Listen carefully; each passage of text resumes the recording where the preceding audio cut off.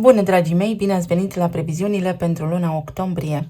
Acestea se aplică pentru toți cei care au ascendentul, soarele și luna în Capricorn. Să vedem despre ce este vorba. Încep cu tranzitele astrologice, urmând ca ulterior să vedem care este energia în cărțile oracol și de tarot. Așadar, luna a debutat pe data de 2 octombrie cu faimoasa eclipsă de soare, care a fost deopotrivă și o lună nouă în balanță, iar pentru voi acest eveniment a avut loc pe casa a 10-a. Profesia, cariera, unde regăsim numele și renumele, scena publică, autoritățile, menirea noastră și sensul nostru aici pe pământ. O eclipsă este mai potentă decât o lună nouă, întrucât vine cu un simț al urgenței, apasă într-o anume direcție, în acest caz către profesie și către menire. Care mi este sensul aici? Arhetipul balanței vorbește despre parteneriate, despre lucruri care sunt făcute just și diplomat. Pentru acest eveniment, atributele sunt unitate sau dislocare, întrerup ceva sau încep ceva, pentru că acest eveniment are așa un sens de suprapunere, ceva se închide și altceva începe. Fel că pentru voi, dragii mei, poate veni cu noi oportunități de loc de muncă, cu schimbarea carierei, cu reconversie profesională, cu ceva planuri mai îndrăznețe decât până acum. Noi parteneriate, poate fi vorba și despre căsătorie, întrucât se poate schimba numele vostru de familie, întrucât puteți vizita ceva autorități pentru a face aceste demersuri. Pot fi lucruri care țin de procese sau de acte, de parteneriate, semnarea unor parteneriate de lungă durată cu autoritățile, cu bănci, cu tot soiul de instituții unde voi acum să spunem că puteți înființa o nouă entitate juridică. Sunt demersuri pe care le puteți începe și care vă pot aduce foarte mult succes. Parteneriate de lungă durată. S-ar putea să vă mai dați seama unii dintre voi că ceea ce faceți acum nu este sensul vieții voastre sau pentru unii dintre voi poate veni cu încheierea contractelor din câmpul muncii, să vă retrageți cumva din activitate. Poate însemna antreprenoriat. Mai apoi, pe data de 9, Jupiter și-a început perioada de retrogradare în Gemeni. Un alt eveniment îndrăzneț care uite că scoate la suprafață tot soiul de informații la nivel geopolitic și nu numai. Pentru voi această retrogradare are loc în casa a 6-a. Jupiter este arhetipul care ne ajută să ne extindem. Lucrurile iau amploare foarte ușor. Iar Gemenii reprezintă comunicare, comerț, modalitatea în care gândim și vorbim. Casa 6, în esență, reprezintă locul de muncă, reprezintă sănătatea, mentorii pe care îi avem, animalele de companie, dar și dușmanii declarați, oamenii care ne pun bețe în roate, despre care noi deja știm. Așa se face că aici s-ar putea să fiți nevoiți să reevaluați puțin. Ce discuții ați fost implicați, discuții care au rămas suspendate, pe care acum să le clarificați. La nivel de gândire, să vă hotărâți, vreți să faceți niște demersuri, să intrați în niște proiecte, vreți să le încheiați, au rămas în pending, în așteptare multe lucruri până acum. Se pot întâmpla tot soiul de tranzacții, vine și cu o ușoară urmă de oboseală acest tranzit, așadar va trebui să aveți mai multă grijă de sănătatea voastră. Pot reveni în viața voastră oameni care cândva v-au dat sfaturi foarte bune sau vă puteți îndepărta acum pentru că nu mai aveți de ce să vă bateți capul pe acei oameni care vă pun bețe în roate, așa cum am menționat. Mai poate fi vorba și despre animale de companie pe care le îndrăgiți, acum să vă bată gândul să vă luați așa ceva pentru că vă dați seama că aveți mai mult timp pentru ele. Gemenii mai înseamnă și drumuri pe care voi le tot faceți, poate unii dintre voi vă gândiți să vă schimbați locul de muncă sau poate locuința, spațiul în care locuiți pentru a fi mai aproape de locul de muncă. Mai apoi, alt eveniment de mare amploare, Pluto își reia mersul direct în Capricorn pentru voi pe casa 1. Este pe ultima 100 de metri în energia Capricornului și vă dă vouă foarte multă autoritate. Vă dă un simț al responsabilității mai amplificat ca de obicei, pentru că asta înseamnă Capricornul. Responsabilitate, organizare, structură, discernământ foarte bun. Este asumarea responsabilității vieții. Casa 1 aici înseamnă eul meu autentic. Cine sunt eu? Mă redefinesc. Pluto înseamnă transformare, moarte și renaștere. De-a lungul timpului, fie am avut mai multe funcții, fie mi-am găsit așa cu greu menirea în viață, fie am tot schimbat locul de muncă sau tot perindat prin viața mea diversi oameni de la care poate am avut ceva de învățat. Așa se face că acum, cu Jupiter retrograd în casa a 6-a, unde puteți să învățați niște cursuri, sunteți trimiși la pregătire, puteți să vă redefiniți eu autentic, să deveniți o versiune mai bună de-a voastră și mai actualizată cu planul concret. Și sigur că vă veți gândi profund la viitorul vostru când Mercur intră în Scorpion pe data de 13, pentru voi în casa 11-a, viitorul meu, ce fac, ce prieteni am alături, în ce anturaj sunt, care sunt planurile mele, ce merit, care este recompensa muncii mele până acum. Poate, așa cum am spus, ieșiți la pensie. Sau vă gândiți, aveți gânduri despre pensie, vă documentați în acest sens. Mai poate fi vorba și despre faptul că intrați într-un grup de oameni foarte spirituali, foarte profunzi, sau pur și simplu vi se încredințează niște secrete. Poate, cine știe, intrați în vreo organizație din aceasta top secret care vă dezvăluie informații foarte utile pentru a vă planifica voi viitorul mai bine. Mai poate fi vorba și despre clarificarea unor lucruri care au legătură cu frații mai mari sau cu frații chiar și mai mici, dacă aveți. Tot soiul de lucruri și de subiecte tabu pe care le-ați avut de-a lungul timpului de atins și le-ați evitat, uite că acum se pot discuta. Poate fi vorba și despre o comunicare mai pasională, mai profundă. Să aveți grijă că Scorpionul vine la pachet cu acest sens al regenerării, dar și cu atașamente și obsesii. Să fiți așa cumva cu băgare de seamă, să nu faceți mici obsesii sau să nu intrați cumva în panică, pentru că Scorpionul are și o latură întunecată când vine vorba despre viitor. Să nu vedeți negru în fața ochilor. În orice negru există și un alb.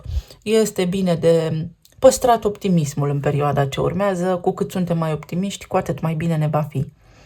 Ulterior avem parte de luna plină din Berbec, iar pentru voi acest lucru are loc în casa a 4-a. Vedeți că lucrurile se leagă încet, încet și totul capătă sens. Casa a 4-a înseamnă spațiul locativ, casa în care locuiesc, părinții, trecutul, familia, rădăcinile mele. Sigur că luna plină ne aduce o finalitate, o concluzie sau posibilitatea să remediem ceva. Terminăm niște acțiuni care au legătură cu casa noastră. Fie mă desprind de casa părintească, fie mă pot muta acum. Chiar dacă dețin o locuință, o pot închiria și eu mă pot muta mai aproape de locul de muncă, așa cum am spus. Sau poate primesc o ofertă de lucru din alt oraș și o iau în considerare și așa se face că eu îmi mut domiciliul. Poate fi vorba despre ceva, o finalitate aici. Luna plină aduce acest sens de încheiere, iar berbecul înseamnă acțiune, o decizie de astăzi pe mâine. Gata, m-am hotărât, încep să fac niște demersuri importante. Poate fi vorba și despre proprietăți, achiziție de proprietăți, închirieri, vânzări, tot soiul de lucruri care sigur că vor avea legătură cu rutina voastră. O perioadă veți fi implicați în această poveste, pentru că Jupiter în Gemeni se va regăsi acolo pe zona rutinei. Încep să fac niște lucruri pe care nu le făceam până acum, dar care au o durată scurtă. Aceea zi, Venus intră în Săgetător pe casa a 12-a. Săgetătorul este un semn al înțeleptului. Este căutătorul, exploratorul, iar Venus zeița iubirii. Casa aceasta a 12-a este a mentalului colectiv, a inconștientului colectiv. Este o casă care ne izolează puțin și s-ar putea să vreți să vă retrageți din planurile acestea sociale, să nu mai stați de vorbă, să nu mai pierdeți timpul cu tot soiul de oameni care nu au nicio valoare adăugată în viața voastră, care vă spun în permanență toate știrile rele din lume, spre exemplu. Pentru că Săgetătorul este în căutare, veți căuta și voi așa sensul iubirii, cu cine sunteți într-o relație, vă faceți planuri de viitor. V-am spus, atenție, doar că având Scorpionul pe casa 11, s-ar putea să fiți un pic mai pesimiști, sau din contră, să găsiți acum tot optimismul din lume să vă învăluie. Este cumva un paradox. Scorpionul îți place sau nu? Așa vă veți uita și voi la viitor, optimiști sau pesimiști. Și cel mai indicat este să vă orientați pe acea eclipsă de soare din balanță, să luați lucrurile mai diplomat, mai așezat, așa, cu calm. Poate fi și o revelație spirituală profundă pe care o aveți acum, să trageți niște concluzii foarte înțelepte cu Pluto pe casa întâi și să spuneți, ok, lumea din jurul meu se schimbă, care este planul meu de acțiune? Niciun moment mai bun ca acesta să faceți aceste lucruri. Și sigur că soarele va intra și el în Scorpion, spre sfârșit de lună, tot acolo pe casa 11. Vă luminează așa puterea de transformare. Poate unii dintre voi trebuie să luați niște decizii și nu prindeați curaj. Sigur că nu este ușor să treci de la un lucru la altul, să mai dai o pagină în cartea vieții tale, dar pe aceste tranzite cu această conjunctură astrală, puteți prinde curaj să faceți acea schimbare de care aveți nevoie. Luna se prezintă profund pentru toată lumea. Vă urez să aveți o lună minunată. Să vedem acum ce ne spun și cărțile. Au ieșit două deodată pentru voi. Ia să vedem. Avem trecutul și, uite, mulțimile. Grupurile de oameni din care faceți parte, o rețea de oameni foarte, foarte puternică sau trebuie să prindeți voi cumva rădăcini. Să treceți peste traumele din trecut și să fiți mai încrezători. Vedeți, exact cum am spus, în orice negru există și alb. Trecutul va fi foarte important aici când vine vorba despre modalitatea în care voi veți acționa la luna plină din Berbec. Ce lăsați în urmă? Poate este nevoie să călătoriți, dar cu bagaje ușoare, strictul necesar. Pentru voi această lună vine cu revelații și cu foarte multă organizare, cu simț de răspundere. Poate fi vorba despre faptul că sunteți susținuți de niște grupuri de oameni sau vă creați așa o rețea de oameni, intrați în vreo afacere online, sunt tot soiul de evenimente aici care pot fi luate în discuție, care vă ajută să deveniți mai populari, vă aduce cumva un soi de satisfacție pe care înainte nu o aveați.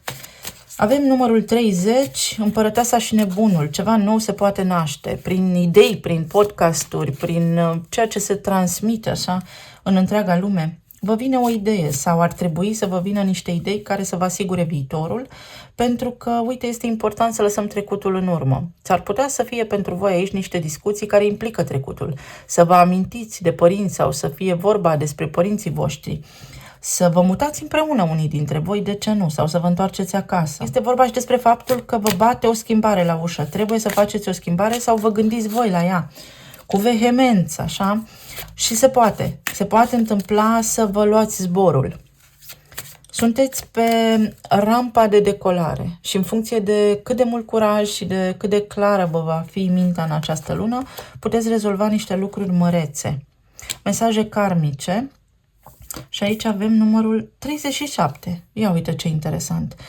Pentru voi, această lună clarifică foarte mult trecutul, relațiile din trecut, karma de neam cu Venus acolo în Săgetător și mesaje de avertizare, numărul 33. Veți fi cumva în alertă, nu în sensul rău, veți fi mai serioși ca de obicei. Voi sunteți semnul seriozității, dar de această dată veți fi și mai serioși, probabil că Pluto va atinge aici o coardă sensibilă și vă face să vă gândiți la lucruri reale, de supraviețuire sau de trai zilnic, sau vă aduce foarte multă putere să începeți niște lucruri. Vă oferă autoritate, voce, dreptul să faceți un apel, poate aveți ceva chestiuni în justiție sau poate sunt printre voi avocați. Să vedem acum ce ne spune și tarotul. Regina de bâte, nebunul, faetonul și 2 de cupe.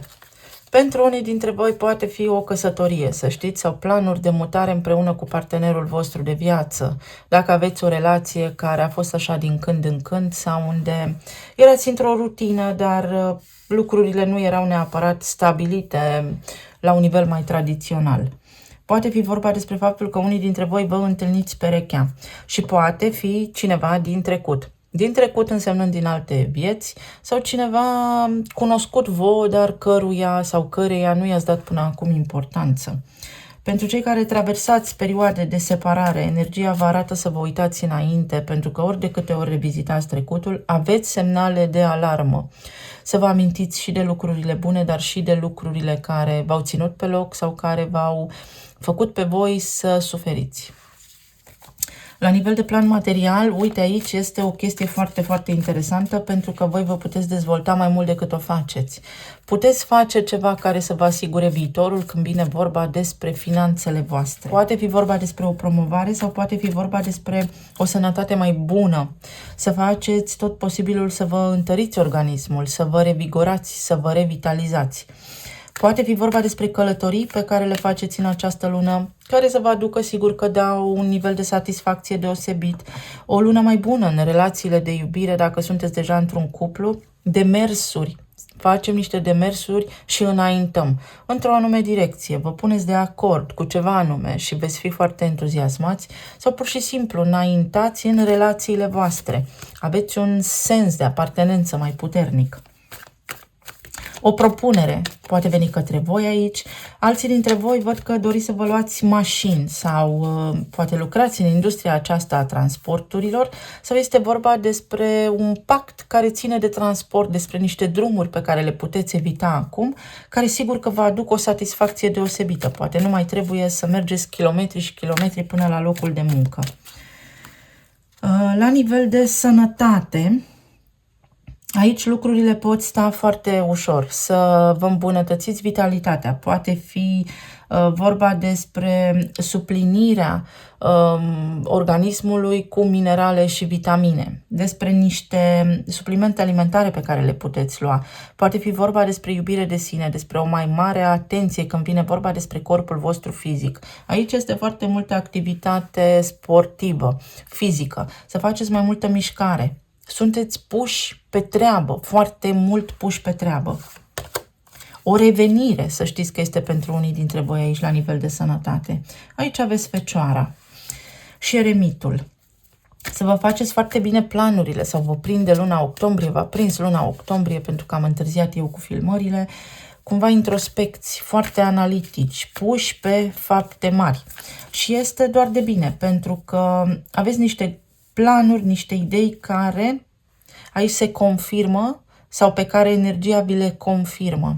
Se pot face niște lucruri. Dacă aveți niște gânduri acum, niște planuri, dar serioase de viață, acelea pot lua amploare foarte repede.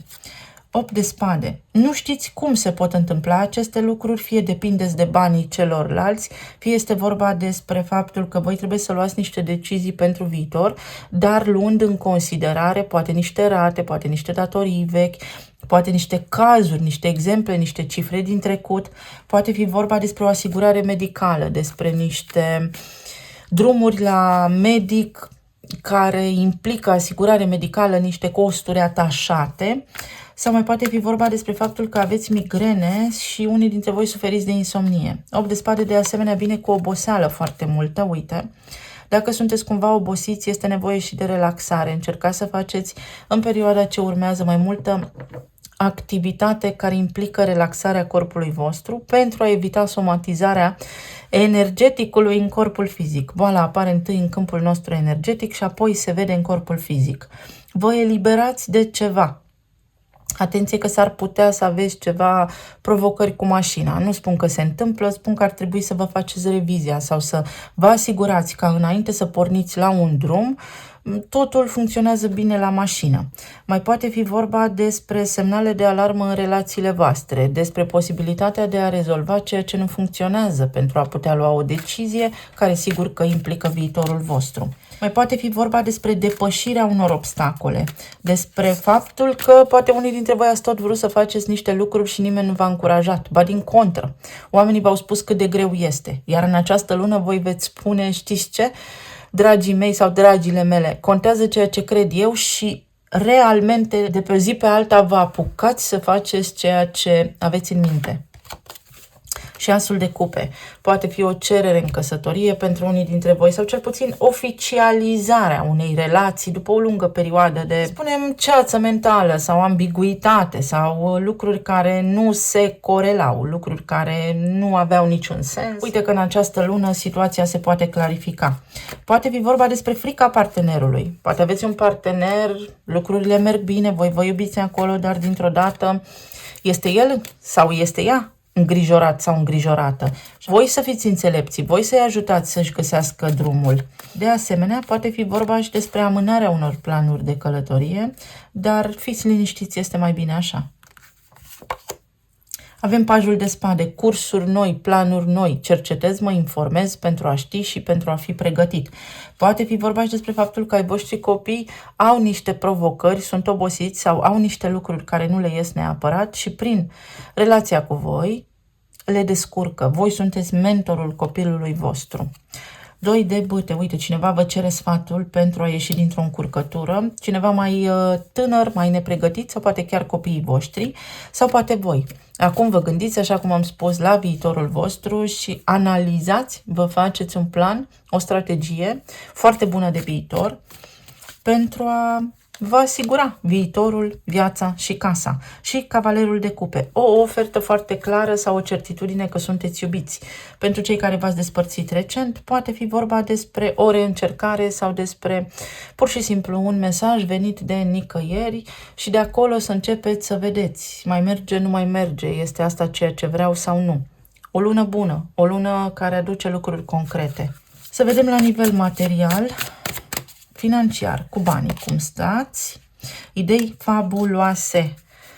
Documentați-vă sau vă documentați voi și despre asta este vorba. Ce poate aduce ceasul, nu aduce anul. O ședință, niște cursuri la care puteți merge, niște informații, niște acte pe care le rezolvați în această lună. Și să acționați când vine vorba despre viitorul vostru, să nu fiți pesimiști, ci din contră. Uite, steaua este și cartea vărsătorului, care reprezintă casa 11 în astrologie. Asta înseamnă să faceți demersuri, să vă puneți ideile în practică sau să începeți să vă gândiți la lucruri care au însemnătate. Pe de altă parte aici, Scorpionul aduce și foarte multă pasiune, chef de viață, intensitate, pasiune. Guvernatorul Scorpionului este la voi pe casa 1 și mai stă puțin aici. Voi v-ați transformat, vă veți simți eliberați și în pace, în liniște.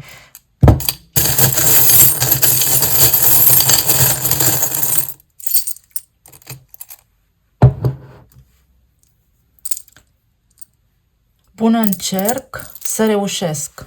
Dacă încerci, reușești. Ăsta este mesajul pentru tine. Încercarea ta îți aduce victorie, reușită. Trebuie doar să îndrăznești.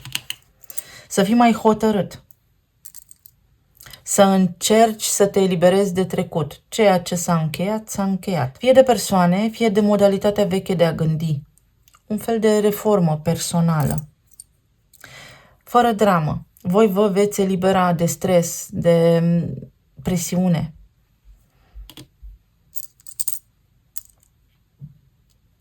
Anul dragonului, anul acesta și posibilitatea să vă redefiniți la nivel de corp fizic, remodelare corporală, să pierdeți niște kilograme, să vă schimbați aspectul fizic, pentru că luna plină din Berbec este în Berbec lângă nodul nord, asta înseamnă o nouă direcție.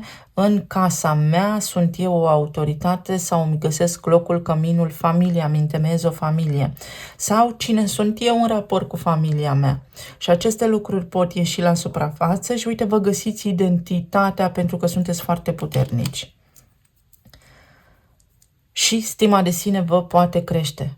Curaj și putere pentru că foarte multe lucruri bune se întâmplă. Aici este un talisman care vorbește despre cățeluș și cățelul în Lenormand înseamnă prietenie și loialitate. Poate nu aveți încredere să începeți ceva pentru că nu știți dacă vă puteți baza pe cei din jurul vostru sau pe partenerul de viață. Dacă nu aveți un partener de viață, energia vă spune că vă puteți găsi un partener de viață loial și cinstit. Este doar o chestiune de a elimina dubiile și de a nu vă mai face atâtea griji. Iar dacă aveți, energia vă spune să aveți încredere. Pur și simplu să aveți încredere pentru că nu este drama acolo, fiecare om are trecutul său și felul său de a fi, trebuie doar să ajungem să ne întâlnim la mijloc. Aici aveți un semn al leului, puterea și un parfum. Frumos pe dinăuntru dacă ești, frumoasă este și viața ta pe din afară. Bucuria ta interioară se poate vedea în exterior. Ai putere să-ți schimbi viața sau poate lucrați în industria aceasta a fashion-ului, a modei. Poate fi vorba despre înfrumusețare, despre schimbarea aspectului fizic, despre mers la salonul de înfrumusețare, despre tunsori, păr vopsit și așa mai departe. Iar aici avem un pian și o albinuță. Tonul face muzica. Voi dați tonul unor noi lucruri în această viață. Poate fi vorba despre lucruri pe care le-ați tot încercat, despre aptitudini, talente pe care le aveți. Vine momentul să le folosiți, îmbunătățiți-vă aptitudinile și lucrați la ceea ce știți voi, găsiți-vă o nișă, nișați-vă în ceva pentru că va fi mare nevoie de ajutorul vostru în viitor. Mai poate fi vorba despre ceva la locul de muncă care se schimbă, lucruri care poate nu au funcționat și uite că se schimbă ceva. Se redefinește poziția voastră socială, statutul vostru, puteți fi promovați sau primiți niște bonusuri, creșteri. Vă urez mult succes, aveți o lună minunată, să fiți sănătoși și să ne reauzim cu bine. Pa, pa!